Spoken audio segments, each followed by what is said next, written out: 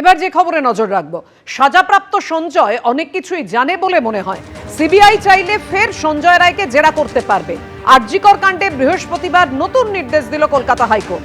চাইলে অন্য সন্দেহভাজনদেরও জিজ্ঞাসাবাদ করা যাবে। তদন্তের স্বার্থে যেন কোনো দ্বিধা না করে সিবিআই। সাজাপ্রাপ্ত সঞ্জয় রায় অনেক কিছুই জানে বলে মনে হয়, ফলে সমস্ত আধুনিক পদ্ধতি ব্যবহার করুক সিবিআই।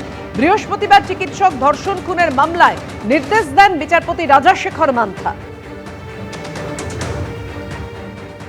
মামলা প্রায় 1.5 বছর ধরে মামলা supreme court, high court, lower court, কেউ কিন্তু সিবিআইকে আজ পর্যন্ত অর্ডার দেয়নি যে তুমি এই কাজটা ঠিক করে করো।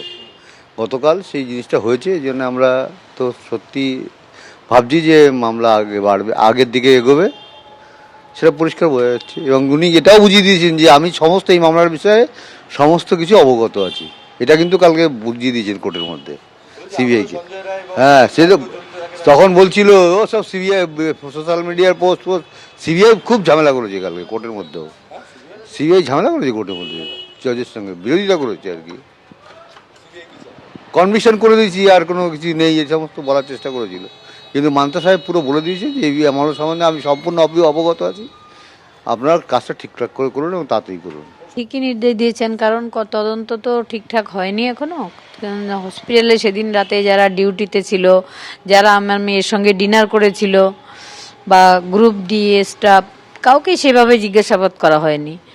দুজনকে মাত্র সাক্ষীতে আনা হয়েছিল, দুজনের বয়ান দুরকম ছিল। এটা তো আমরা বলেই আসছিলাম, দ্বিধা যাতে না করে। সিবিআই তো দ্বিধা করছে না, সিবিআই অলরেডি করে ফেলেছে সব কিছু। এবং আমাদের কাছে যা তথ্য প্রমাণ আছে, এতদিন তো চার্জশিট দেওয়াই উচিত ছিল, কিন্তু এখনও চার্জশিট দেয়নি। আমাদের কাছে যে স্ট্যাটাস রিপোর্ট এসেছে, যেগুলো ওরা সুপ্রিম কোর্টে জমা দিয়েছিল, সেখানে অনেকেরই নাম ছিল।